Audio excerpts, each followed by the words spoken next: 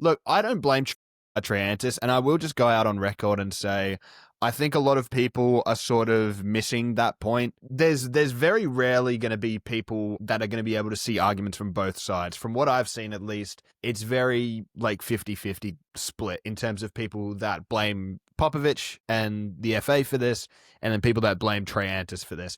Now, I will go out and record and say I don't blame Triantis for this at all, purely because the prospect of playing for this Greek national team, and I know that Greece aren't exactly the most historic football team when it comes to, playing in, plenty of major tournaments and stuff. Obviously, they had that huge win a couple of decades in the Euros, but they're not the biggest footballing side. Let's be completely honest here. They struggled to make major tournaments, the Euros and the World Cup. They haven't, in recent years performed particularly well, but they are a team that's on the rise. You look at the results that they've got in the past year and some of the emerging talents that they have now. It's absolutely phenomenal to witness. They play exciting, forward-thinking, attacking football, and they're slowly becoming one of my favorite teams to actually watch in Europe. Now, you add to this the fact that they were actively chasing Nektarios Triantis after he was, and I will say it, disrespected by the Socceroos and by Tony Popovich.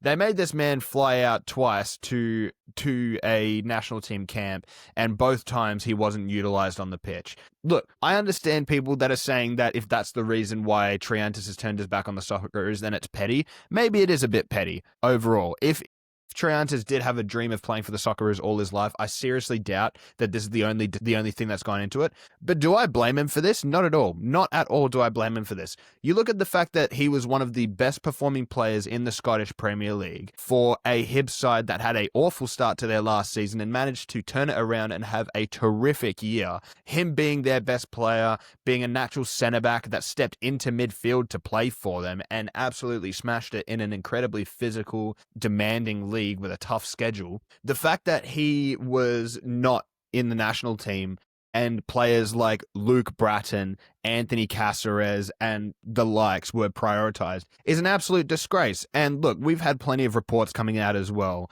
I'm sure we've all seen it this morning, the report saying that Adrian Segicic could be looked at by the Croatian FA. If this does happen, I think it will be a lot of people's final straws of Popper. But to be honest, I've already gone through my final straw. I'm already there. I'm already done.